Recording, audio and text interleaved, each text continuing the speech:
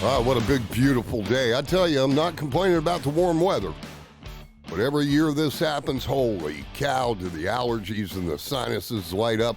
If you hear me sneeze, I've got them ready right here, see? If you hear me sneeze, don't be surprised.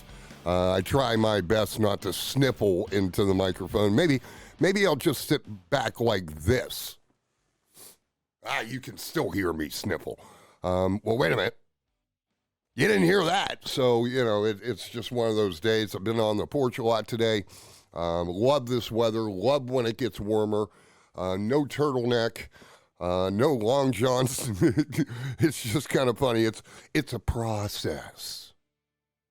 It's a big process. So, but thanks to everybody who's joined me today. We've got a good show. Really good show. Jon Banco is going to come on in at 4 o'clock for the weekly segment, Liner Notes. John's going to tell us all about his local schedules and where he's going to play, what the governor has done as far as the executive orders and all that other good stuff. Hey, by the way, question all the West Virginia lawmakers. Man, when I talked to you before you went down to Charleston for this this regular session, I mean, everyone I talked to you about were like, and I'm talking Republicans. We're going to rein in the governor. We're going to take away his emergency powers. Where'd that go? But anyway, I digress.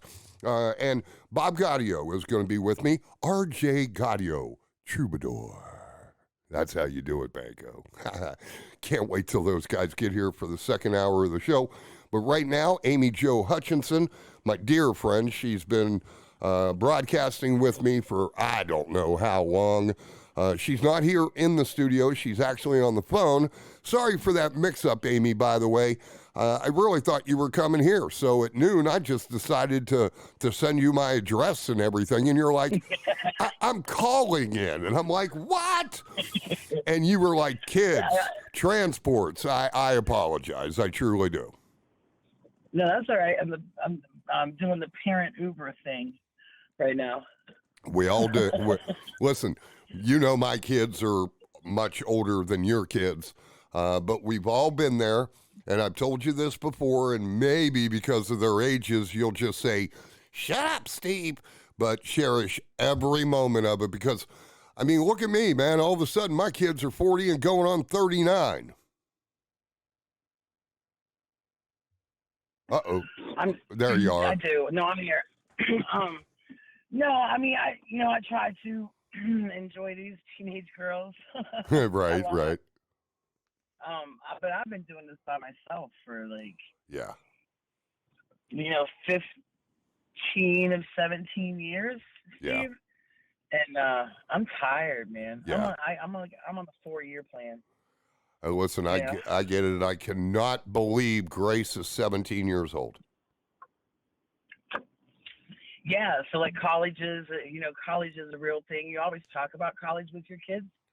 I've always talked about college with my kids. And, yeah. But now that it's a real deal, I'm kind of like, oh my gosh, I have so much to teach her, right? About being out on her own. Yeah. And, it's a whole different thing. She's a junior. That's incredible to me. It was a long, long time ago, but I still have some memories when I was 17. And, I think of all my years in high school, junior year was my most difficult, and I'm not real sure why. I can't remember. I really liked high school, Now, she said last year as a sophomore, that was a rough one for her, but now that she's a junior, it's been a rough one too. But I'm going to say that 95% of that was COVID related. Right. Yeah. It's been a tough one for both my girls because of the COVID stuff this year. And, man, what would we have done? I think about that a lot. Like, how different would our lives have been? Yeah. When I was growing up in the 70s and the 80s, if this would have happened back then, Yeah, I know. I think, of course, I went to St. Mike's and then I went to Lindsley. We would have been out of school with no virtual because that stuff hadn't been invented yet, Amy. Yeah. If you think about exactly. if you think about it, the internet didn't go mainstream until like, the mid to late 90s. So, it would have been like we got a blizzard. Remember the blizzards, Amy, where it was like, oh, yeah. Yeah, remember? Woohoo, no school, 3 weeks. Like what? Sitting in front of the TV. You'd have to sit in front of the TV every morning and hope that you caught your school as it scrolled across the bottom, remember? Oh, yeah. I mean, when I was in grade school, yeah. When I was in high school, again, I went to Lindsley, they never called off. The only time. The only time, no, we had no snow days at Lindsley because we had hundreds of dorm students. So, they knew. And a lot of the teachers lived either on or near campus. So, that school still happened even if the kids from Coleraine or wherever that commuted couldn't get there. It wasn't counted against them or anything, but we always had school. And I lived a mile away, so it was either, Dad took me or I had to hoof it and then put on my little penny loafers once I got there. That's funny. Hey, at least the blazer was an extra layer in that kind of weather. But the only time that I had any time off of school was my senior year. And I can remember I was in the study hall or in the library when it was announced that we were being released to go home because we had received 9 inches of snow already. So there's little Stevie, a senior, I guess maybe 17 or 18 at the time. Of course, I had either the Docksiders or the penny loafers, one of those shoes. So we're traipsing down Knox Lane and say penny loafers down to Racks, and then we go into Racks and they had one of those push things that dried your hands. We all had to dry our socks. It was ridiculous. But then we hung out at Racks until the parents would come get us because by the time I believe my dad picked me up, it had snowed 14 inches. Wow. But yeah, when the big blizzard happened on March 3rd, 1993, me and the family, we lived on the north end of Wheeling Island. We got a true blue 28 inches of snow. My kids didn't go to school for 3 weeks. That's what we would have done, Amy. To answer your question, that's what we would have done. Yeah, it didn't seem like we had as much pressure on us, in my opinion. I don't remember being so pressured in school. Well, there was some pressure at Lindsley, but only because, the material. I mean, it was different than what I had in grade school for sure. And, but I had some great teachers that I am still today forever grateful for and very appreciative of. And, I make this joke all the time, Amy, but you'll appreciate it. If it were not for a teacher of mine by the name of Dennis Hahn, anybody who knows him knows maybe what I'm about to say. But if it were not for Dennis Hahn, I'd still be at Lindsley trying to graduate because I wouldn't have been able to pass calculus.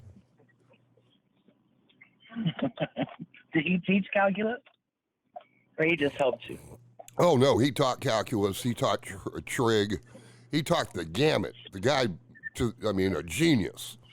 But, here I am, geometry, not a problem. Algebra was a breeze. Trigonometry, okay. So the natural progression was calculus. And I'm looking at this and I'm like, this makes no sense to me at all. And we had an extra help program at the high school back then, and it was 3 to 3:30 if you were a student athlete. So I would go to his class as soon as we were done with regular classes at 3 o'clock. He would help me through and answer all my questions until 3:30, and then I'd run on down to the gym or the field or whatever and, get to practice. But I'm telling you, if it were not for Mr. Hahn, I'd still be trying to graduate. I never took that stuff. I love algebra. I still love algebra. I would have taken algebra forever. But at some point they kick you out of there. Yeah, I didn't mind it That either. was as far as I went. Right. I Yeah, didn't I didn't mind it either, after that. Amy. And when my daughter was in high school, she had a tough time with algebra, and I was real thankful that I was able to help her. Now, if my kids were in high school or grade school, I don't know how much I'd have been able to help them because Common Core math, we learned the way we learned, and I'm fine with that. They've changed the way they're teaching kids math these days. I get the reason, but I doubt I would have been able to help. Yeah, I struggle with that too, but I'm one of those people. Like I have a tendency to be stuck in my ways. Nuh-uh. But I can remember sitting and folding paper into thirds and writing our multiplication tables over and over again, and I'm like, I memorized them. Right, exactly. I still, my mom is 74. She still does mental math in her head. She won't use the calculator. Right. And so I'm like, I don't, because we didn't have cell phones laying on our desk, right? Like I keep trying to tell my girls the internet didn't I'm older than the internet. Right. My first computer class, we learned about floppy disks and flow charts, but we couldn't do anything on the computers really, so we didn't have all those tools, and I struggle a lot. And plus there really aren't, I'm a reader.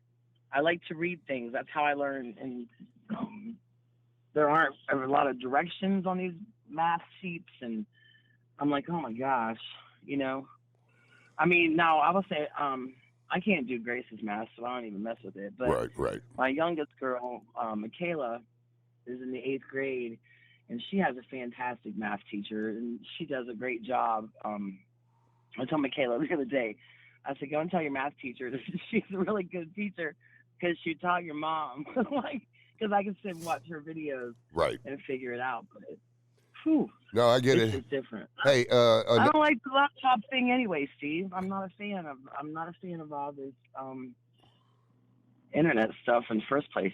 You know what I mean? I'm a paper and pen girl. For what I do for a living, I've had to embrace the internet.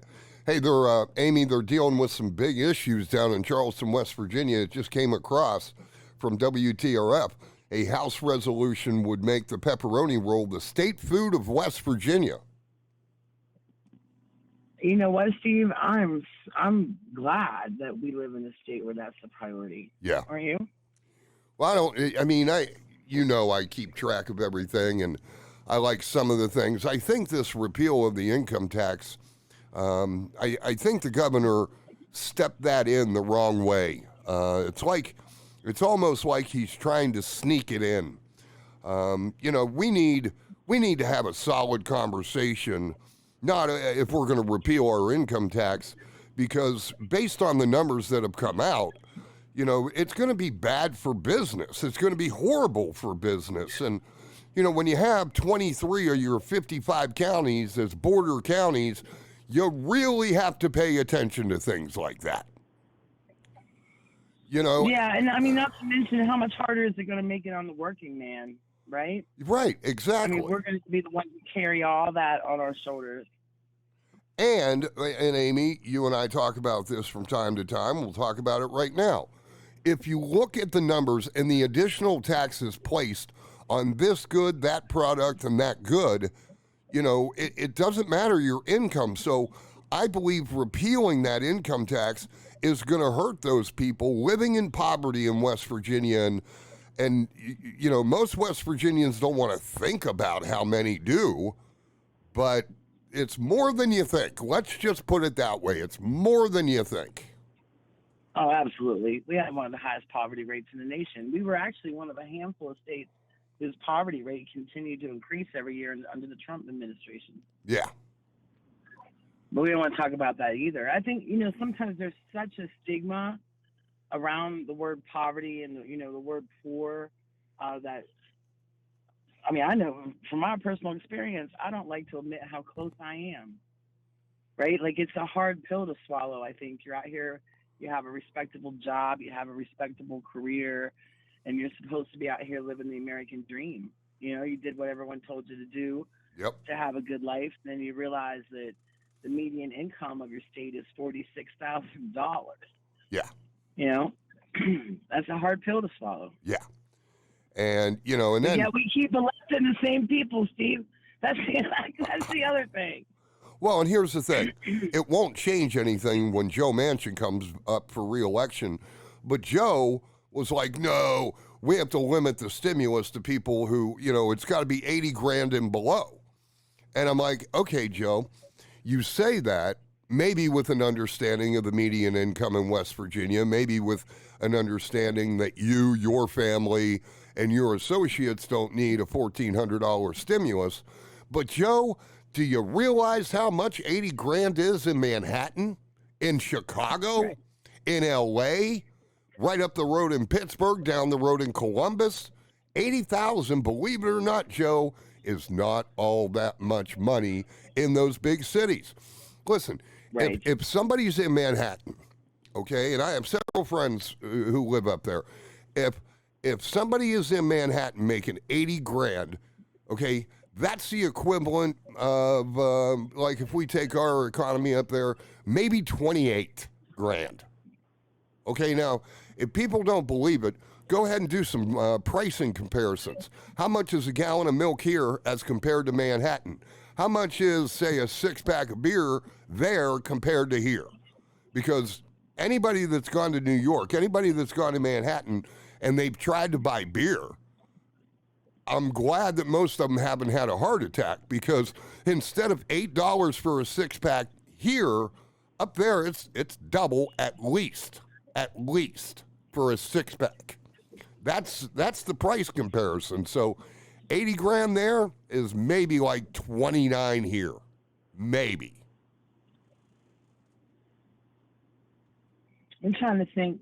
I was sent to Manhattan a couple of years ago for a conference, and I'm thinking I paid almost $5 for a cup of coffee. Yeah. Well, I mean, It was ridiculous. and you probably paid that at a diner and not at Starbucks. Holy moly, a Starbucks coffee in those bigger towns are $15 to $16. It's nuts. Yes. Big difference. Indeed. But before we get into our other topics, tell me about the pandemic. Tell me about virtual learning, and tell me whether or not you think Michaela and Grace are behind where they could have been without a pandemic. Give us some perspective, Amy, if you would. You know, I think one of the biggest well, first of all, when I talk, I don't mean just for Ohio County, because my work takes me all across the state, right? So I have a much broader view of this, but we were talking about broadband issues. You know, there were stories of parents who had to walk. You know, transportation is a huge issue in West Virginia. Public transportation in a lot of places doesn't exist just because of the geography, right? Right. I mean, so families are having to walk to try to find a place to access Wi-Fi. Families sitting in cars for hours in a McDonald's parking lot so their kids could access Wi-Fi. I heard about the mobile hotspots. You know, they were good for some things. A lot of kids really didn't help them with internet access. I mean, so I think that's a huge problem. And we hear on the federal level, that's one of Shelley Moore Capito's biggest things is broadband. I kind of think this should have been done a long time ago, right? I have relatives still in Wetzel County that have to use dial-up internet. Yeah. And so I know that if they would have young children in their house, that there's no way that those kids would have been able to access their school pages. As far as how I feel about my kids, there are a lot of factors, Steve, that went into that. There were a lot of factors. I will tell you that both of my daughters suffered a mental health decline. And I became really upset because no one paid attention to that. You know, I'm honestly, full transparency. I was so busy. I'm still working from home for the most part, but I was so busy trying to work at home and manage bandwidth so everyone could have the Wi-Fi access we needed in my house. And I really didn't pay as much attention to it at first as I should have either. You know, but I think whenever you're not well mentally, mental health is struggling, there's definitely going to be a decrease in what you can retain and what you can pay attention to Sure. and what you're learning. Now, when it started, Grace, my oldest one, she was rocking the online schooling. It wasn't even a hiccup for her. My other one, on the other hand, would sit and cry looking at her Chromebook. She's like, I can't do this. I need a teacher. And that was the honest truth. Like, she is the child who needs to have someone in front of her who can provide her with support, who can provide her with detailed explanations. And so it was kind of always a struggle for her, just because of the way she learns. You know, I think that we all got so busy and so caught up and just everything, right? I mean, even I can't even, the school personnel, they probably have their own mental health issues, just from dealing with the pandemic for so darn long. And so that has to affect the job performance. It's like, I'm not trying to place blame on anything, but I think that whenever we talk about education here, that we really, we really need to think about the whole picture of health for the kids. We have hungry kids. We have one thing that always blows my mind about us is, as an example, when the teachers walked out, the first thing everyone started scrambling to do was to make sure all the kids were being fed, right? We have hungry kids. But those same kids are just as hungry when they're stuck in the house, not able to go to school for 3 months in a row. Right. So like, where was that? Like, why weren't people causing such a ruckus about the state and the health of the families? So I mean, if you have unemployed parents, it's just this trickle down effect. And I think poverty, we already have one of the highest kids poverty rates in the nation. And that didn't get better during the pandemic, right? No. It got worse. Child cares were closed. What do you do when you have a job and you can't go to work because you can't have child care? Yeah. And it's no fault of anyone's. So I don't think the blame needs to be placed. But I think, in the beginning, and I know we've probably talked about this, in the beginning it was just this huge sense and talk of community, right? Like, we were checking on our elderly neighbors. We were checking on our neighbors who had health problems. We were dropping groceries off on people's porches. We were, whatever we could do to support one another. And then as it dragged on, professionally and personally, I saw that support kind of decrease, because we were all dealing with this the best that we could. Yeah, and it got old. It got long. Yes, really, really old and really long, right? And so, I'm thinking the suicide rates and the kids, the young kids that I know personally, the mental health thing is so, it's so big, Steve, and the suicide rates have increased. And, what are we doing? Like, how do we expect a child who is so overwhelmed, how do we expect that child to be able to maintain online schooling? When maybe the one thing that really got me was people were like, this is all the parents' fault. If your kids are failing, it's the parents' fault. And I was like, oh my gosh, like, what a statement to make. And I took personal offense to those comments because I'm that parent, right? But I had my limits. I could only do so much. I had, and I'm like, man, now we're just starting to attack each other and we're starting to blame each other. And we seem to have really fallen away from that sense of community. And I will say that Ohio County was very blessed, in my opinion, because we did have a food security team. Yeah. Through the Ohio County FRN. We put blessing boxes up. Like, we made sure that people were met where they are, literally and physically, to make sure that people, as many people as we possibly could feed were fed. The school system was involved. We're still all involved in those conversations. And there's a huge struggle around the state. School systems don't want to be involved in those conversations. It's like everyone works in silos. And so I think one of the biggest challenges, in my opinion, is the loss of community. Like, we just fell out because we got tired and overwhelmed. I think that we do a horrible job as a state of acknowledging mental health issues. Especially, couple that with the fact that people can't afford health insurance. So if you can't afford health insurance, how are you going to afford counseling? How are you going to afford those services? And then we already had this awful opioid epidemic, and Like that didn't get any better with the pandemic either, you know. And it just what's your rule about cussing, Steve? Well, we're gonna. I know. I'm afraid I'm gonna mess up. I'm just gonna. But it really makes me angry that right now our legislature is worried about naming the pepperoni roll. That's why I told you. You know, elevating the status of a freaking pepperoni roll. When I work with a coalition of organizations, Food for All Coalition, and before the session started, we invited delegates to come just to hear about the legislation we had that we would like to see pushed forward.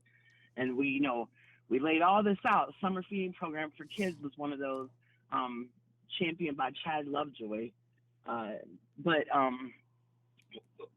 we sat there and we laid all the stuff out. And at the end of the hour, we asked if there were questions, and no one opened their mouth. Jeez. All right, hey, we're going to go ahead and we're going to take our Bob in the Hour break, okay, Amy Jo? Yep. All right, you hang tight. Amy Jo Hutchison, ladies and gentlemen. Excuse me. Amy is a columnist for LEDE News. We'll touch on that just briefly in a moment, and we're going to talk about many more topics. Don't forget Liner Notes with Jon Banco and Bob Gaudio. That's coming your way during the 4 o'clock hour. I am Steve Novotney. It is Steve Novotney Lives right here on LEDE News.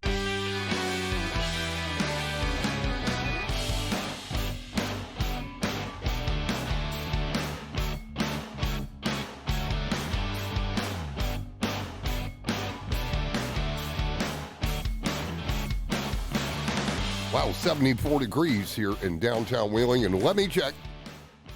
Pirates are winning. I just don't know what the score is. Let's see. Tonight's low, about 54, and the Pirates are winning. They're winning. It's been nice having a game every day on the TV while I sit here and I work. All right, let's go back to Amy Jo Hutchison. And guess who is also with Amy? It is Grace, ladies and gentlemen. Hi, Grace. Hi. Hey, don't give me that 17-year-old reaction like, an adult is talking to me. It's me. First time you ever sang in public, where were you? With you. Okay. Do you still know that song? Probably.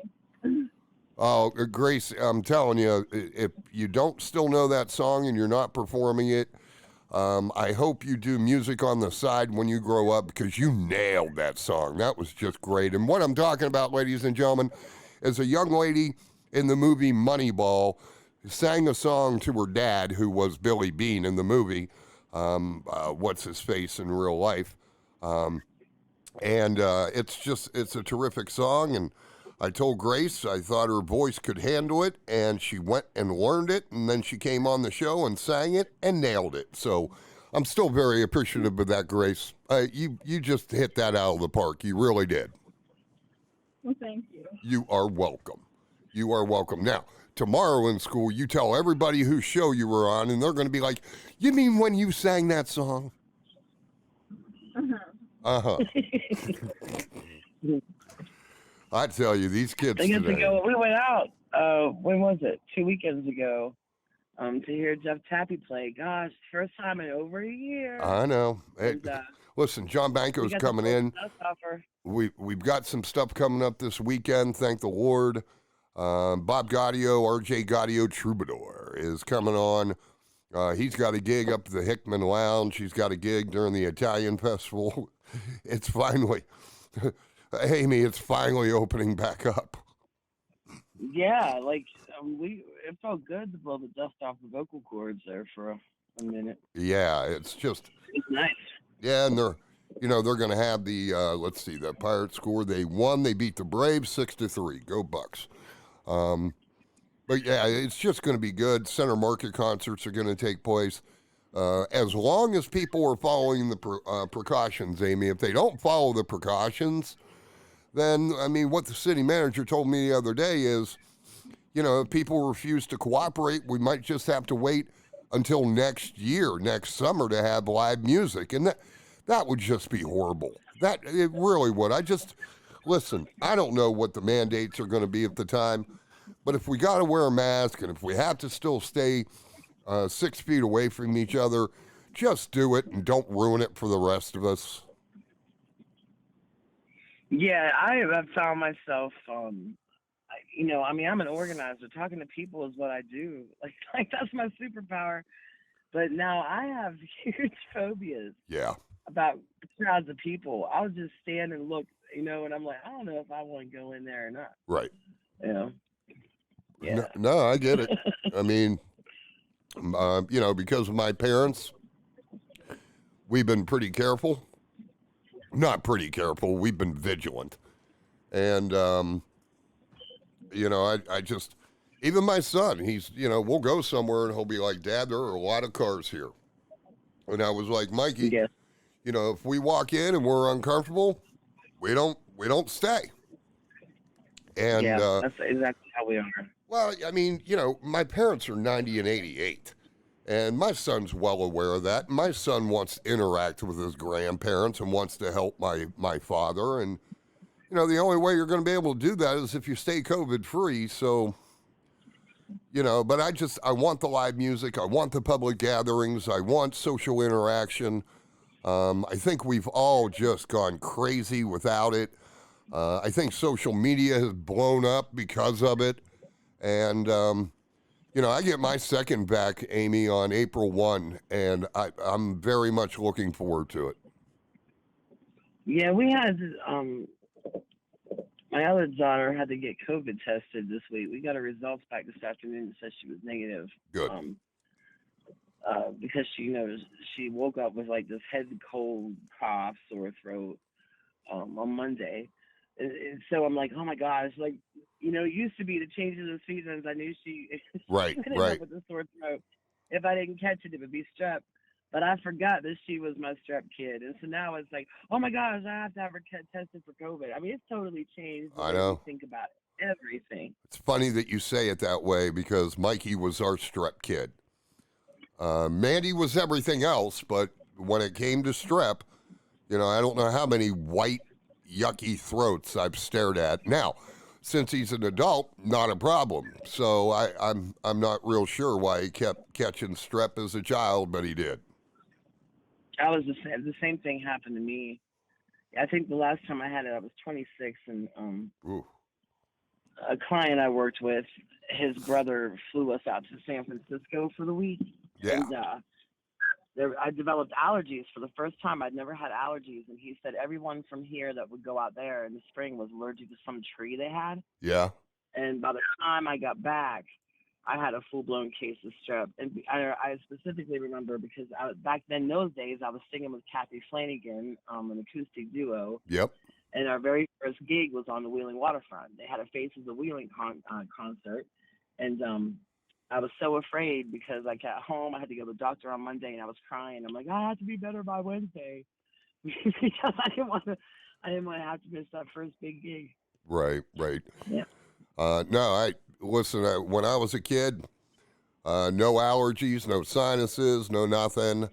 It developed over time. But I can tell you this, Amy, when I get into the car and we travel down to South Carolina for our annual vacation, the moment I get out of Virginia and into North Carolina, I start clearing up. And when we first get to South Carolina, we go to the shore and we go to a pier, and I walk to the end of that pier just so I can suck up as much of that sea air as possible. I have a sneezing fit, and then I don't need a tissue the rest of the week. And then when we leave, I hate when we leave, as soon as I'm back into Virginia, hand me the box of tissues. It's crazy. Yeah. Yeah, our environment. Well, we live in a rainforest. Yes, a rainforest where. Yeah. All right, so 13 of our counties have undrinkable water. So you're a columnist. But anyway. You're a columnist for LEDE News. What is your goal with that weekly column that's about to become 2? Oh, my goal. I hope to get people to just think a little differently. about whatever's on my mind. A lot of it's poverty. I mean, that's what I do, right? That's my passion. But just to get them to think a little outside of the box and maybe to expand their worldview. Last week, I found out that a woman I'd met through my work, she became a friend, Misty Davis, was murdered, a victim of domestic violence. And so it was kind of coincidental to me that, there were two policies that kept circulating around me. And the one population, the demographic, was the effects of domestic violence victims and survivors are going to be detrimental. And so I was like, wow, I have to say something about that. Right. And because it's real easy for me, I'm sure I'm probably going to catch snarky comments because I didn't celebrate the joy of the pepperoni roll. But it's real easy for us to just look at policy. That's what I said, right? We're talking about child support. If you didn't pay child support, you weren't entitled to any government assistance. And bam, my instinct, because of my personal story, was I don't care if he gets assistance. He doesn't deserve assistance. He's never paid child support. Right. But then, once my I call him my battle buddy. But once my friend from the Center of Budget and Policy, Seth DeStefano, was like, Amy Jo, and once he really made me pull away from my personal story and my trigger, because it was a trigger, and really started, talking to me about the harm of this bill, I was like, oh my gosh, but it is, I think we all have triggers and we all have things that we involuntarily react to. And so it's real easy for us to be like, oh, that's not a bad bill, Yeah. No one's going to be hurt by that. Or maybe no one I love is going to be hurt by that, because I think that has a lot to do with it too. I think that it's easy for us to turn a blind eye to things that we aren't personally affected by, or people whom we love are personally affected by. So that's one of the things that I hope to do, is to get people to think maybe a little outside of themselves, Kind of like what you did in Washington, D.C.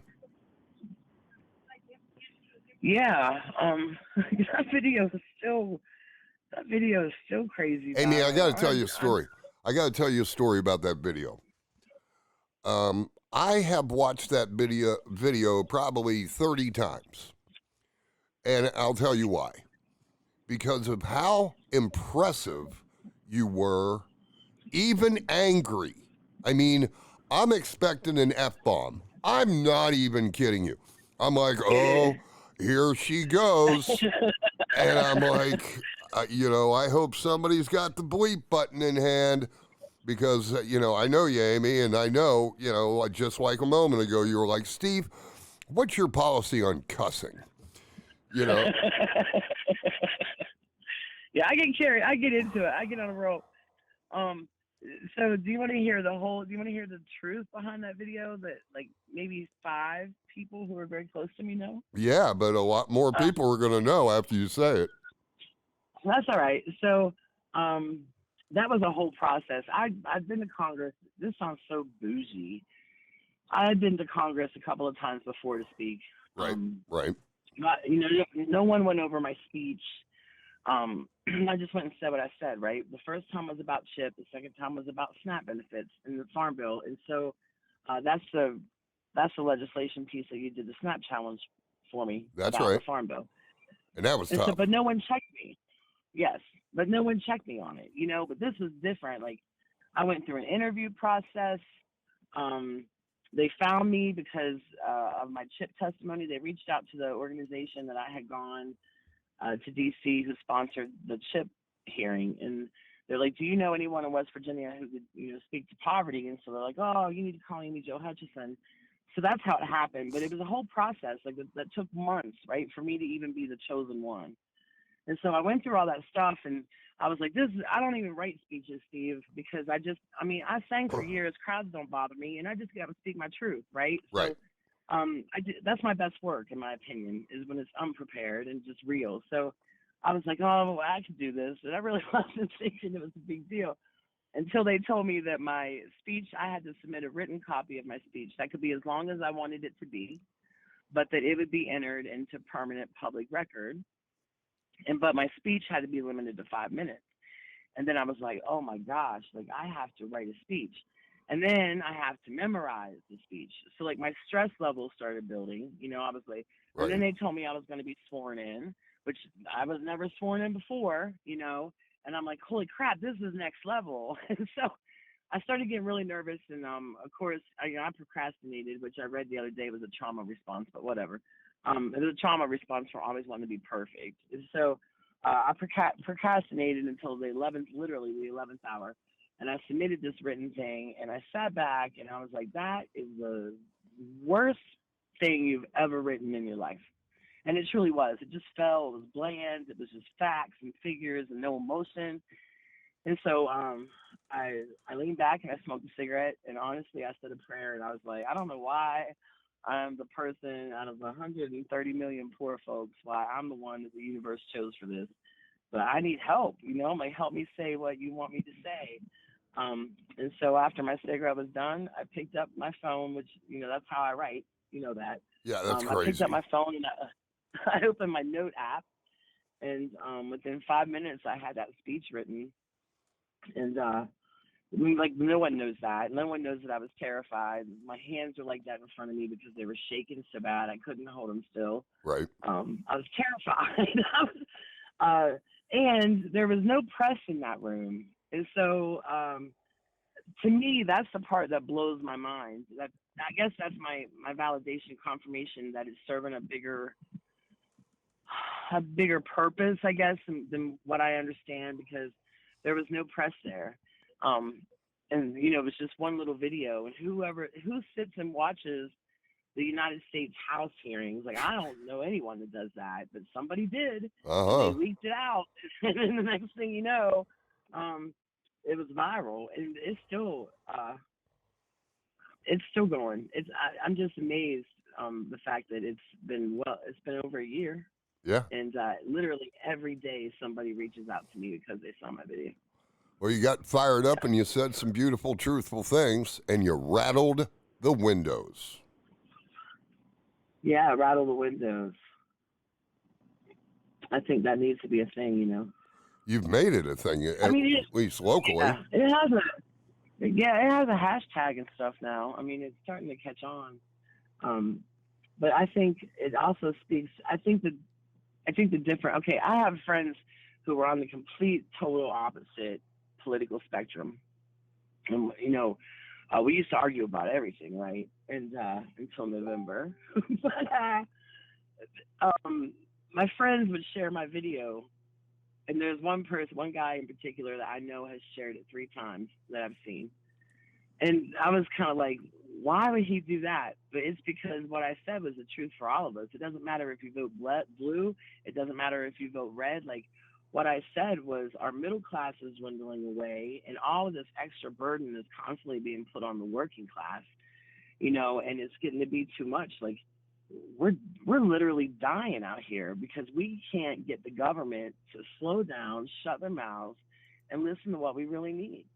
And so I think it was like a nonpartisan, bipartisan speech, and I think that's really why it took off the way that it did. I got you. Amy Jo Hutchison on the program, ladies and gentlemen. Again, a columnist for LEDE News. Now, as far as poverty is concerned, Amy, I've seen it, I've heard it, and I know you have. There's a lot of people who don't want to even think about the poverty levels, not only in West Virginia, but anywhere, because they just don't want it to be part of their lives. And that's a big part of this problem, is it not? Absolutely. Yeah, it's because we have a tendency to frame poverty as a character defect rather than a circumstance. Right. And so it's just this big, like, you made really bad choices. I read comments today on a site. It was about raising money to pay for a woman who was murdered, funeral expenses. It was on a news site somewhere. And, you scroll through Facebook and you see whatever comment, like if your friend comments, you see that. And so like this dude was like, oh, way to make great life choices. Let's use GoFundMe instead of life insurance. And I was like, see, like even when poor people are dead, we're still being blamed for not doing the right thing. And he had no knowledge whatsoever I know too many women, especially single moms. I'm a single mom, so that's most of the people I work with are single moms, and they're out here with bachelors. See what I just tell you? I said I have a bachelor's degree. I could use $29,000 a year. Yeah. Right? It costs that much for me to get through a year and a half of school. And I know too many people here in West Virginia who have bachelor's degrees who are working for maybe $15 an hour. Right. And so I think it's real easy for us, there's a huge push right now. Manchin said what he said about the $15 an hour minimum wage being too much, that $11 an hour was being reasonable. I know people who have been pulled out of poverty, and I'm one woman in particular, Mary. She's constantly talking about how her credit score has jumped, how her family is in a much better position. And she sat and did the math the other day, and it's because with these stimulus payments, on top of what she made at her low-wage job, she's finally making $15 an hour. And the change that it has had in her life has been phenomenal. Like, her story should be the exact reason why our government listens to our testimonies and tries to understand that $15 an hour isn't unreasonable. It literally could be the difference between someone relying on assistance and someone being able to become self-sustainable. Right. But it's really easy for us to sit. The one thing about social media that I love is that we're all economists, we're all scientists, we're all doctors, right? Like we have all these professions that we only work when we're sitting in our armchair. And I think that $15 an hour is another one. It's just really easy for people to say no one will survive this. And I'm like, that's not true. Go and research this. Take a minute and listen to what you're saying and go and research these other states. Restaurants are booming in these states because poor people have more money to spend in the economy. Yeah. Right? Like lower income brackets they've been statistically shown over and over again. We don't save our money because we don't have because we're so used to surviving. Like we use our money to get by, which means we put our money right back into our economy. It's not being stashed in a bank account somewhere. We're not buying stocks and bonds. We feed our economy. And so, oh my gosh, Steve, we should have started talking about that at 3:00 in the afternoon. But we need to stop having knee-jerk responses and pretending that we understand how the systems work. Because, I've been poor all my life, and I still don't know how the systems work. So, let's just start researching and learning the truth. I think that's education. That's what they say, right? That's so what they say. So, Amy, we've got about a minute and a half. What's 2021 look like for you? You know what, Steve? I'm flying on a wing and a prayer right now, buddy. I don't know, but I know I demand that it's better than you know what? 2020 was a really good year for me. It was a banner year for me. I got a house. I got a video. So 2021 is going to be just as awesome. I refuse to accept anything less. There you go. Yeah. All right. Great talking to you. Grace, nice saying hey. I hope to see you soon, okay? Okay, we'll see you soon. I've got a lot of Smithsonian magazines for you. Oh, cool. Yeah. I figured, once I'm done with them, I might as well hand them down, and no better person other than Grace. Now, Amy, as far as your column for this Sunday, as I've told you before, 11:30 Saturday evening, not good for me. I know. But I told you, I had so much stuff, I didn't even know it was Saturday. Yeah, I know. I'm just having fun with it. You ladies go have a good day, and I'll talk to you both soon, okay? Yeah, I think we're going to take some Zyrtec and grill out tonight, Steve. There you go. A little grilling out. That's not a bad idea, actually. Not a bad idea. Nice day. All right. Thank you, Amy. Yeah, you're welcome. Thank you. It was fun to be on the show. It was my first time on Steve Novotney Lives, so it's fun. Won't be the last. All right. I'll talk to you soon. All right. Thank you, Amy. Amy Jo Hutchison, ladies and gentlemen. Again, you can read her on LEDE News each and every Sunday right around noon. We'll go ahead and take the top of the hour break. When we come back, Jon Banco, Liner Notes, a new segment for John and I. We'll get his schedules out there. We'll talk about what the governor ordered, other live shows that are coming up. And then at 4:30 for the last segment of the show, Mr. Bob Gaudio, R.J. Gaudio Troubadour. He'll be on this week. He may even bring a guitar. So you go ahead and stick with us. We'll be back in a few minutes. I'm Steve Novotney. It is Steve Novotney Lives right here on LEDE News.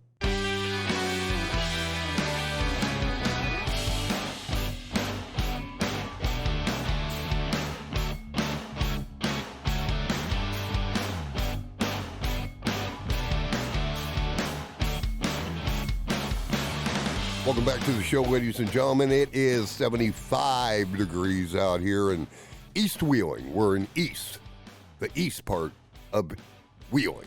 Yeah, there we are. The studio is called The Cave, and Jon and I, Jon Banco, we have surmised that this is the oldest studio in the history of Wheeling, West Virginia. Yes, actually, you informed me of that. Yeah, I do. Yes, but yes, that makes sense to me. 1889, man. Yeah. There can't be another one that's older than that. Can't be. I'm sure there's some studios that are outdated enough to feel like it's that old. Oh, trust me, I know. Oh, I know. Been in quite a few of those. Yeah. So funny, I've been asked, hey, you've worked in a lot of studios. Was the best one here in Wheeling? No. No, yeah, I mean, we work with what we got.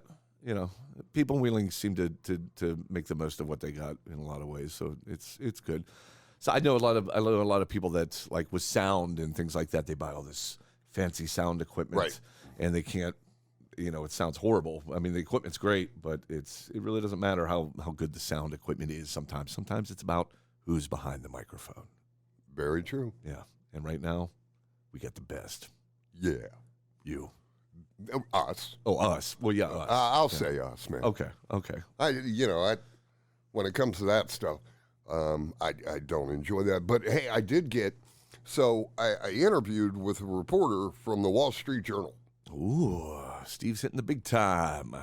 Okay, and he's like, well, hey, who can I talk to and everything, and I know he's working on it because I got 3 messages today. Hey, is this legit?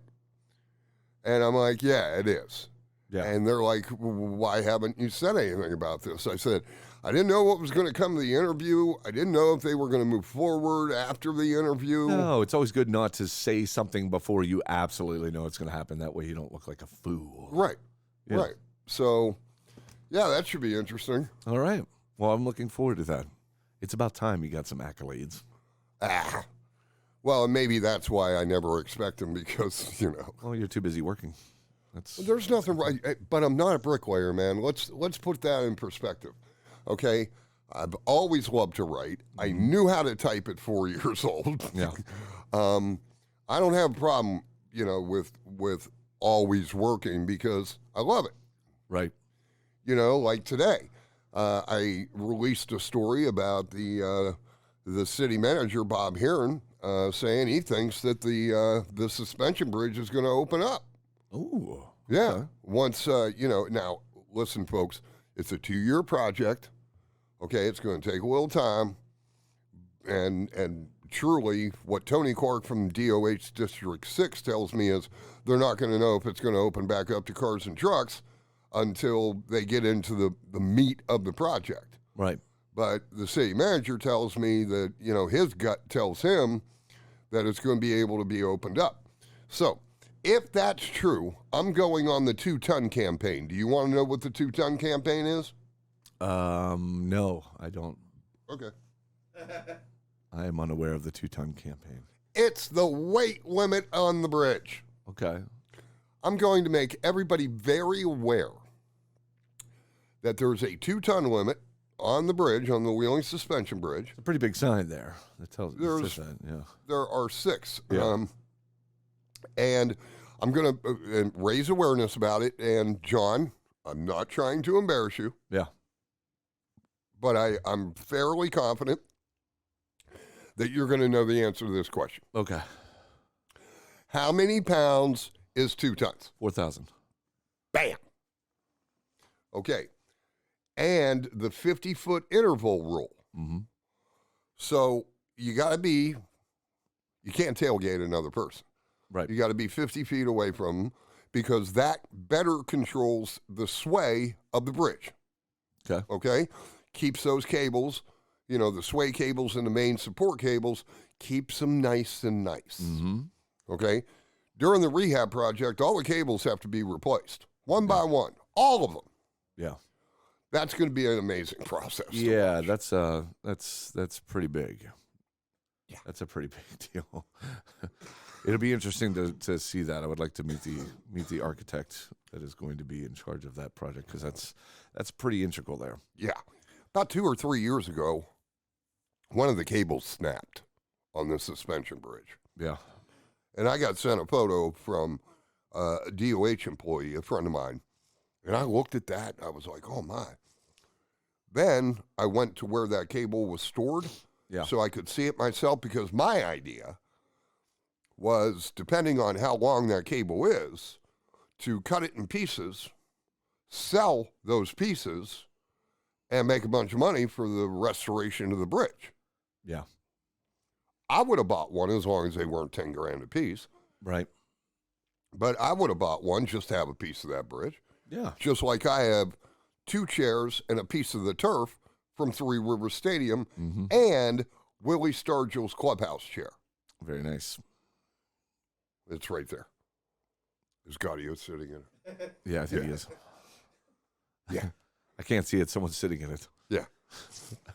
But, yeah, I just thought that would have been a cool idea. Oh, it's beautiful. My point is that cable was way bigger than it appeared in the photo. So that's just going to be an interesting process. Last evening, John, I released a story.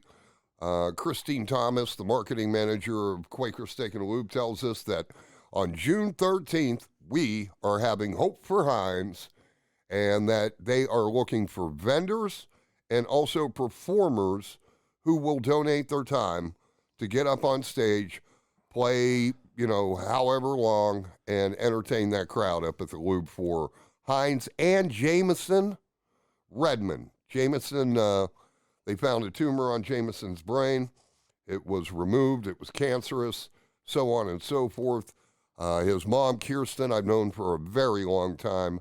So it's Hope for Heinz and Friends, and Jameson Redmond is this year's friend.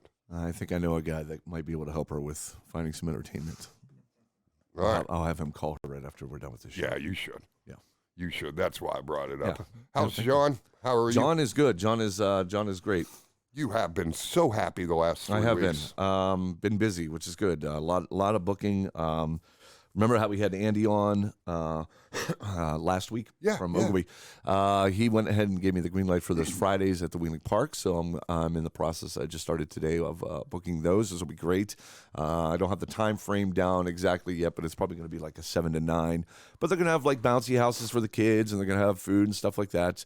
They're trying to really to bring Wheeling Park back a little bit and do some fun things down there. So looking forward to that. I'm basically, if you don't mind, I'd like to go ahead and drop the Ogilvy Sunday Concert Series here for You'll Be the First. This is breaking news. Okay, now listen, everybody listening. Okay, this is breaking news. You're not getting this anywhere else. This information. You're not getting it from the paper. You're not getting it from TV. You're not giving it from the other radio hacks in town. You're getting it right here. Mr. Jon Banco. Break that news. All right. So, Ogilvy Sunday Concert Series is going to kick off on May 30th for the Memorial Day weekend there. And every Sunday from 7 o'clock to 9 o'clock up at the Anna Kachinka Outdoor Amphitheater, located right behind the Ogilvy Mansion. We are going to have bands there. They're going to have events for the kids, things for the kids. They'll have different food up there, food trucks, different vendors, things like that. And they're also going to try to make it a day-long event throughout the summer where they have other things going on throughout the park, and then end it every time with that Sunday Concert Series at 7 o'clock. So here is the lineup. I have one question mark, and that is for the 4th of July. I'm trying to nail down a very special band for that. Can't tell you who. I'm going to leave that one off for now because I haven't quite booked it yet. I'm right on the precipice of getting them. It's big. It's huge. But it is going to be a crowd pleaser. It's really, really big. So May 30th, we're going to start with the Mojo Kings. That's Mr. Eli Lambie and the whole gang. And then in June, we have Billy the Kid and the Regulators, a great blues band from Pittsburgh. Good friend of mine, Billy. He's done it. I think he did it. Obviously not last year, but the year before. He did very well. We have a band called the Blended Reality Band, which is a 3-piece family band. They're all brother and sister, but they do a lot of modern country. They have their own original songs as well, but they're young, lots of energy. They're a killer trio. And that'll be so. June 6th will be Billy the Kid. June 13th will be Blended Reality. June 20th is Horde and Jones, a staple around here. June 27th, we're going to have Crandall Creek. That is an up-and-coming bluegrass band. They actually have a couple number one hits on the bluegrass charts. It's not like top 40 charts, but it's in the world bluegrass. That's a big deal. They're actually putting together another album right now, which I hear is going very well. And they also work with Mr. Roger Horde as well. He's done some work with them. So Crandall Creek, looking forward to them. 4th of July, we're going to leave off. That'll be a to be determined, but I'm almost done with that. I'll let everybody know.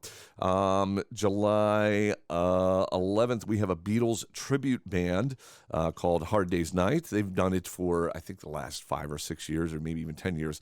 But they're always a crowd pleaser favorite. July 18th, we're going to have Tongue in Cheek, throw a little 80s action out there for you.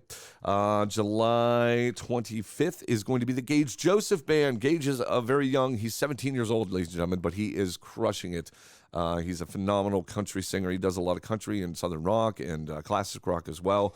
But I put a great band behind him, and he's going to be absolutely wonderful. And he's got a lot of dates that we will mention as time goes on throughout everything. So that's July. In August, we have and this is the one for all you bluegrass fans that everybody loved the last time we had him. Michael Cleveland in the Flame Keepers. He just had a whole, basically a biography done on him. It's a movie. It's called, I believe it's called Flamekeeper. Question. Yes.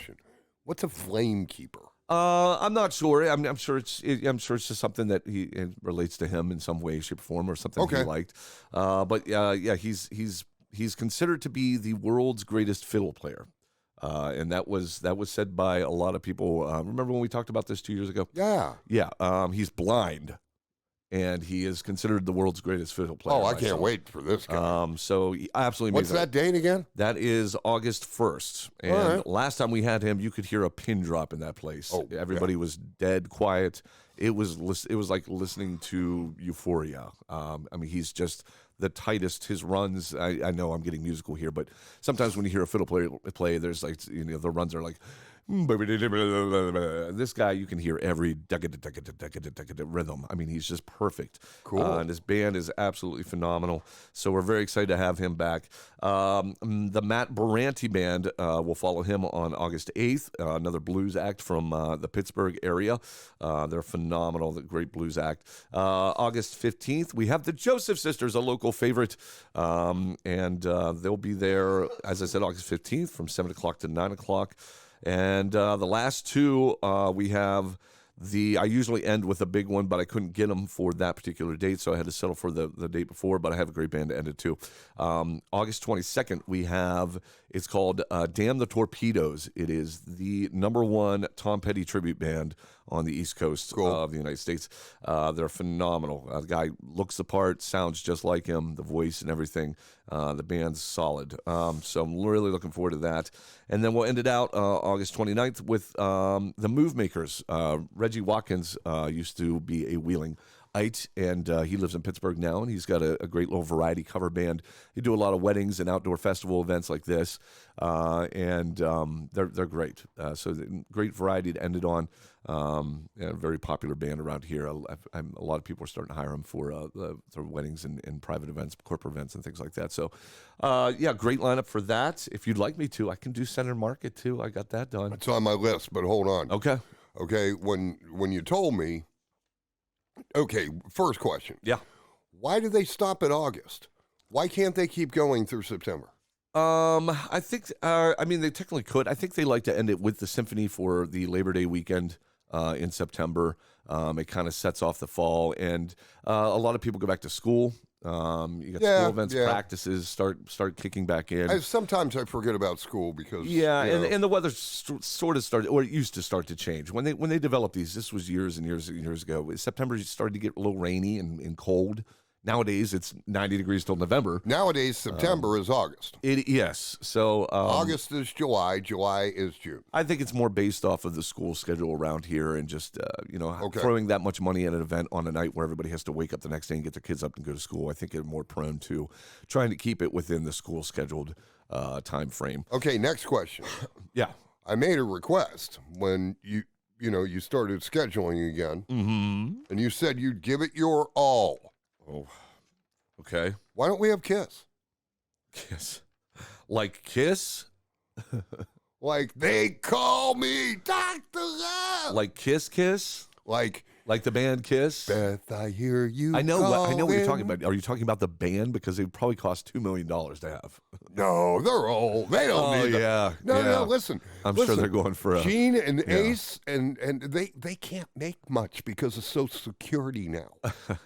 Okay, they're limited. Yeah, I have a feeling they would be a little bit out of our price range. And I have a feeling the Kiss Army isn't quite what it used to be. I'm sure they're still out there. What? No offense, peeps. I know you're strong, but Kiss Army's my age. I'm right here. I get it. And you're right here in your basement. Working. Yeah. No, I'm a fan of Kiss. Obviously, one of the diehard, 70s and 80s bands that came from that time. The Kiss Army and the whole garb get up and all that. I still have my jean jacket with my patch. Yeah, but no Kiss. Small. Sorry, no Kiss. There's been a lot of Kiss tribute bands that have come through Wheeling in the past. I kind of wanted to do something a little bit different and get out of the things that have been going on over and over. But maybe one day we'll consider that if I can get enough money behind it, or at least a tribute band to them. They had mini Kiss. Just not the same. I think they had mini Kiss at the Downs 2 years ago. They did. It was horrible. Yeah. No, the tribute bands, they don't spit like fire. No. Well, no, yeah. I mean, you're only, you get what you pay for. You know what I mean? It's not, these guys aren't coming with pyrotechnics and stuff. If you're going to be an impersonator, impersonate. Yeah, I understand. Kiss is a hard band to impersonate. You would have to spend a lot of money to do that. That would be a big investment just on clothing. A lot of lights, makeup. Yeah, and when you take all that away for a band like that, they can't just transition into something local around here. You need all that, because if you strip all that lights and sound and the show away, it's not exactly the same band. And that's no offense to Kiss or any other band, but no, you got to have the pyrotechnics. You have to have that. That's part of the allure, and that's part of the show. It's a show. I mean, they write music, but when they went on tour, that was a show. It was like Floyd. Floyd was a great band, probably one of the best bands of all time. Hey, you. But it was about the show. It just wasn't about the band. So, but yeah, it was about a floating pink elephant. I think it was a pig, wasn't it? Well, there was a pig and an elephant. I don't know about the elephant. I think there was a pig. Hey, you. I don't remember no elephants. Did you go to the show in '93? No, I wish I would have, though, because I would have been 11, and I would have had no idea what the heck was going on. I hate you. No, we went to that '93 show, and I'm like, wow. Yeah. I've had a couple people tell me they went to that show, and they said it was the most amazing thing ever. It was pretty cool. You just hold your breath right now. Yeah, okay. Because we're going to take a break. All right. Our final break of the show. All right. I also got the local schedule for the week, too. So okay. We're going to get the local schedule. We're going to get the Santa Market schedule. And we're going to bring on R.J. Gaudio, Troubadour. All right, ladies and gentlemen, I am Steve Novotney. It is Steve Novotney Lives right here on LEDE News.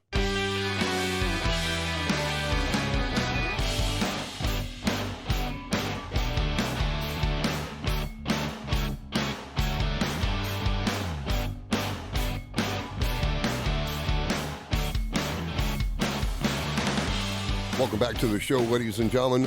Again, I'm Steve Novotney. It is Liner Notes, our weekly segment with Mr. Jon Banco. And today, R.J. Gaudio Troubadour. Hi. Hi. Hi. That did not sound like a troubadour, man. Hi, everybody. Is that a troubadour? No, it's good to be here, man. Thanks for asking me. I appreciate it. And now, just so John has a little history, this is the troubadour's second time on the podcast. That's correct. First time in the role as performer. First time was as a political analysis. Yeah. Yeah, I was analyzing. Now they have a real analyst on, so they kicked me to the curb. Yeah, James. Oh, yeah, James every other week. I got kicked to the curb. It's all right. Not kicked to the curb. Not kicked to the curb when... It was a good curb. Listen, you know... Who was? Oh, wait, I got a message. Turn your camera on. Turn the camera on. I did. There's Steve. Hi, Steve. Everybody likes to look They at want to Steve. see his face, yeah. All right. Yeah, but without that light. Wait, Oh! Jeez. I know. Steve just turned the light on and I'm blinded here. me. Now I can't read my paper. Can you now? Yeah, I'm cool. Okay. I'm All right. old. How's but Bob? Bob is good. Busy times at the public defender job, but and all good. I got both of my shots in me, so I am vaccinated, which Cool. really feels great. It really does. It makes you feel. It gives you some sense of stability. April 1, man.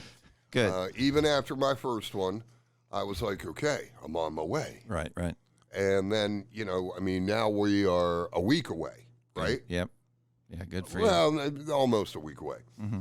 So, Michelle, who is double vaxxed, Good. and my daughter, who's double vaxxed. She should be. Yes. Yeah, right.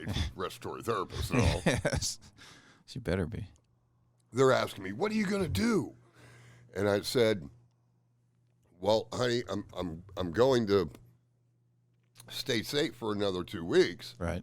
Because that's what they tell you. Correct. And my wife's like, well, that's nothing new. If a place is crowded, you won't go in. And I was like, no kidding, I won't. Right. But after those 2 weeks, I'm going to feel empowered. Yeah. Like you're not bringing it to anybody. That's the most important thing for me is am I taking it to somebody? I Right. don't have any symptoms. And I get to see my grandkids again, which Right. is really outstanding. That's right. So I'm looking forward to seeing my kids and my grandkids I again. have been confident the whole time that I've not contracted the virus Right. because of the precautions that I've taken. Mm-hmm. I've gone to the stores, I've done this, and I've done that, but most of the time when we go to, say, Respecs, Michelle's like, you stay out here. Nice. Because, if something bad happens to me, Yeah. something bad happens to everybody. Everybody. Exactly. Yeah. And so, same with her. Exactly. But that's the angel who is my wife, and she's been vigilant. Yeah. And God bless her. Yeah, you outkicked your coverage. You know that. Oh my goodness! You've known that. By an entire field. Just hanging on by a thread at this point. Anyway, no. God bless her, Hey, and Banco. please give her a hug for me. Hey, Banco. Banco just had to say something. It's his game, man. You should get over there and get the local stuff that's going on. I appreciate you saying hi and everything, but Not a problem. Let's get it, John.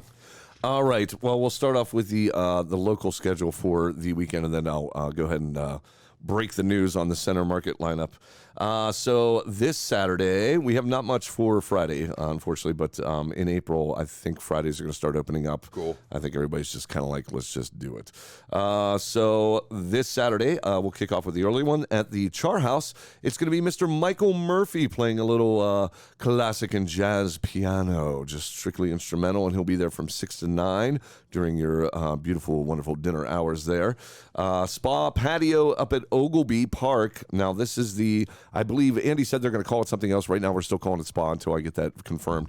Right. But the spa patio is located on the backside, as you will, of the resort, the one that faces the Shank Lake. So you're overlooking Shank Lake. Basically, it's just this beautiful new patio they built. I forget how many years back, but they use it for wedding receptions and things like that. It's absolutely gorgeous. Yeah. Now I don't know if they're going to have the bar and everything ready for this Saturday, but their plan is to they're going to install a bar and a little kind of like some food and stuff out there as time goes on. So, but Mr. R.J. Gaudio Troubadour will be there from 7 to 10. really, I love him. May I? He's amazing. May I ask a question? Yeah. Okay. I'm pretty sure the question that I get when Ogleby has shows on that patio Yeah. is how do you get to it? I know, but I figured you would be able to best explain. Easiest way to get to it, because it is. You have to. It's a one-way ticket around the resort. So you go in through the front entrance. You drive in through the front entrance. You drive by the front entrance. It'll be on your right. You'll go all the way around the resort. Don't take the right up into the little chalets up there. You don't want to do that. You just stay on the main road. You'll see a bunch of parking spaces on the like north end of it, and you'll keep going around, and then you'll see another parking lot, and you're on the back side of the resort now. Right. And you're going to want to park there, and then you're going to want to enter where it says basically where the West Spa is located. That's right. It's kind of the ground floor. And then you just get on the elevator. You go up 2 floors. You walk out of the elevator. You walk down this little hallway out into the door. It's not even a hallway. You just kind of walk out of the elevator, walk out these 2 doors, and boom, you're right behind the resort. The Ehlenfeld dining room, there are big windows there that overlook the Schenk Lake. You'll see those. You look to your left, and there's the patio, and it's absolutely gorgeous there at night. It's actually probably, besides Char, probably the best outdoor location in Wheeling as far as listening and having an event involving music and just people just enjoying themselves. It was the best show I had last year. Yeah. I mean, well, place was packed. one of the 5 that you had last year. Yeah. It was packed out in October, and people they were sitting on the grass. They ran out of seats. Oh, Andy wanted to go through December. I was like, these guys are freezing, dude. We can't do it. But he loved it. And you get the hotel guests, and you get the mixture of the people that live in Wheeling too. Yep. Bring your kids. It's kid friendly. It's a great place. They got little fire pit, like little fireplaces with the marble. Yeah. Not the marble, but the little stone, fire things, like the one you have upstairs. Yeah. Gas right. Yeah, and but yeah, it's really cool, and you get to watch the sunset there, and then they have beautiful patio lights outside. It looks really great. Sometimes you forget that you're in Wheeling. Not that there's anything wrong with Wheeling, but you do. You feel like you're on vacation when you're up there. But you really do, and that's one of the reasons. No offense, Wheeling, but that's one of the reasons why Michelle and I go up. I'm a big fan of Glassworks and the Ehlenfeld Dining Room. Always have been. We go up about once a month, and it's just, I don't know. It's kind of like I don't have to worry about having 10 conversations with 10 different people about 10 different issues. Right. No, and I'm not complaining. I mean, it's a nice private, nice place. Yeah, if I'm at the Alpha Tavern and you see me and you want to ask me a question, please do. I'm cool with that. But sometimes it's just nice just to hang out with the wife and not worry about that. You have that problem all the time, Troubadour. Yeah, my son hates to go places with me. It's like, Dad, you know everybody in the whole world. Yeah, right. It's like, no, I don't. Oh, no, Michelle. I've represented everybody in the whole world. Anyway, so Saturday night, Roger Gaudio Troubadour. Yes, 7 to 10 at the spa patio. Some of the other things going on this Saturday. Prima Marina in Moundsville is going to have Mr. Jim Bursey. Great. He'll be there from 7 to 10 at the Riverside Restaurant. They're going to have, and that's located in Powhatan, Ohio. They're going to have the Muddle there from 7 to 10. And at Generations Saturday night from 9:30 to 12:30, they're going to have Mr. Justin Wade. He's out from the Pennsylvania area. He does a lot of country and southern rock. Right. So a nice little lineup. We got 1, 2, 3, 4, 5 this week. I'm hoping to maybe start doubling down here soon once everything starts to open back up, especially now that the weather's nice. And okay, so I'll get through the Center Market thing, and then we'll get to Bob. So this Center Market season, Breaking news. Looking forward to this, man. Looking forward to this one. Yep. All right, so June 4th will be the start. We were going to start in May, but we pushed it back to be safe, and I just made it go longer through the season. So June 4th, we have the Gage Joseph Band. June 18th, so we're doing every first and third Fridays this year. They wanted to do just first at the beginning, but I really kind of pushed, and Kurt as well thought it was a great idea to do both first and third. And that way, if it rains, we don't lose in half the schedule. June 18th, we have 7 South. July 2nd, they're going to do a Red, White, and Brew event. It's not going to be as big as what they were originally planning. It's going to be something a little bit smaller, but 2 great acts. We have the Muddle, who's opening up for MSM, Miller Smith Major. Nice. So 2 phenomenal acts that will really that's a good night of music right there, man. That's good. And July 16th, we have Horton Jones. August 6th, we have the Mojo Kings. Let's see, what else here? We have August 20th For Center Market, we have the Joseph Sisters. Right. September 3rd, we have Zane Run. And then September 17th, we have Pocket Change. Right. And then we'll decide and we'll see what's going on. The United Way, usually we do our Oktoberfest on the last Saturday of September, which would be the 25th, I believe, 24th. 24th. So we'll see what's going on with that. We just have to figure out how many people we can have, and if we're able to do that big of an event. If it's looking good, we might. If not, we might just boil it down and kind of make it a little bit smaller of an event or something. But hopefully we can do something. And of course, the weekend after that, we have Ogilvy Fest up at Ogilvy. And that'll end the concert series the last Saturday in September for Center Market. But a really great lineup this year. The budget. Just keeps going up with them. I think the CVB and the tourism department and the city of Wheeling really see that as kind of a gem, and they're doing a great job of supporting it and bringing it back. Because last year, I think we did 2 events. One got kind of rained out, and then the other one, I think Tim got through it, and then after that, COVID hit, so we weren't able to do anything else down there. But. Right. Yeah, this year's going to be great. So there's your Center Market and your Ogilvy concert series for the breaking news there portion of this hour. Better cheddars. Give me those. Oh, better cheddars. I have not been able to find. There it is, man. Yes. I've not been able to find these. That's why you married her. Right. It was the better cheddar. No. Michelle has entered the scene, ladies and gentlemen, with better cheddar crackers, which Mr. Novotney is tearing open like he's never eaten a meal in the last 2 weeks. I have not had these for months. I can't wait to listen to him chew on it. Here, hold on. I'll mute myself. You guys talk. Okay, thank you. All right.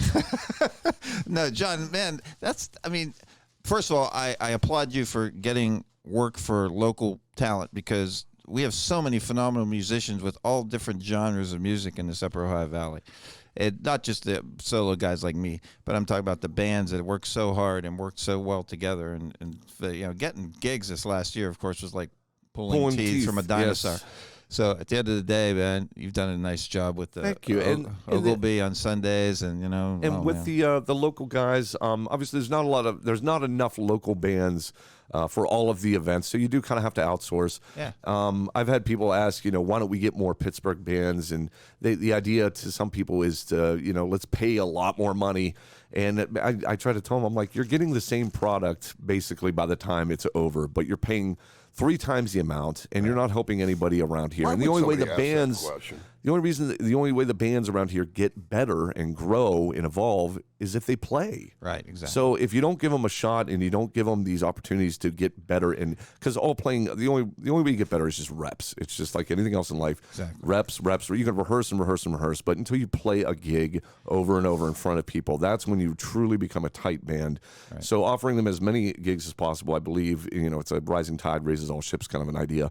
Thank you for acknowledging that. It's been a long process trying to get it. Outstanding, man. I lived in Pittsburgh. Right. And there are many, many, many, many, many, many folks here that are better than that. Well, yeah, I know. I have too, Stephen. I agree with you. I mean, there's a lot of talent in the Pittsburgh area, no doubt about that. And all genres of music, but we don't shrink from their talent level here in the Upper Ohio Valley. We don't. No. In fact, when we go to Pittsburgh with our groups and we play in these clubs, people are astounded by the amount of talent that we're bringing to those clubs. They're like, well, where are you from? Right. It's like, Wheeling. What? Southern Pittsburgh. Listen, when I went to Texas to play baseball, they were like, you people in West Virginia know baseball? Exactly, yeah. First, are you wearing shoes? And then you play baseball. Y'all up there?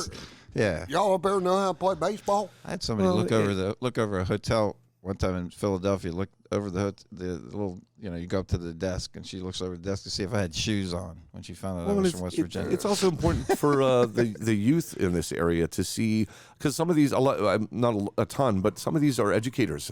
There's a majority, I would say, a good majority of the players around here are involved in some way, shape, or form in education, whether it be private lessons or in the school district itself. But it's great for kids to see their teachers and people that they know and they can relate to performing, and I think it instills in them that is a possibility. You can professionally play music, especially right now where the arts are kind of dying off in the school system, just naturally because of the budgets restraints and things like that. So that's the other angle I like to see, is getting the youth involved, and they're not going to see it if it's some guy they've never heard of or met before, but when it's their high school band director and he's up there on stage in front of 2,000 people, Right. Gosh, that's got to instill some pride in the fact that he is teaching you. He's my you know? guy, yeah. No, it's fantastic. Great stuff. Well, thanks for doing that. You're No, working absolutely. hard, man. Thank you for being a part of it. Oh, it's fun. Believe me. Yeah, I mean, I'm looking at, man, John just threw a ton of gigs at me in the last couple of days. I'm looking at 5, 10, 15 gigs just from Mr. Banco's book. You know, Well, there's more too. There's more coming. There's more coming. So, the Hickman Lounge this weekend? Well, it's not Hickman Lounge now. It's the Spa Patio. So, Okay. Right. So what I did was I got online when John got in touch with me this afternoon and said, "Bob, we're going to move you outside to which excites me because I love that patio, right? Yeah. Hickman Lounge is cool because it's nice and spacious and it's beautiful inside and stuff. But if it's a nice weather evening, whew. Yeah. So yeah, rather than the Hickman Lounge, Steve, Saturday night 7 to 10, I will be by myself out there as the troubadour. Now, if it does rain for some reason, which it won't, but if it does, you will go. We'll go you'll back just to go the back to lounge. Hickman Yeah. Lounge. Sure. And you get a drink and bring it out to the patio, even Yes. if they're not having a bar. Oh, out there. Saturday's a nice day, man. High of 73. Exactly. Yeah. Yep. Yeah. So we're looking good. Yeah, it's going to be beautiful. So Cool. I'm just excited about getting back to it. You know, I mean, I've been playing enough gigs online with, for charities over the last year. Yeah, you have. And it's a prideful thing and it's a beautiful thing, but I'm playing to my wife, sitting off camera,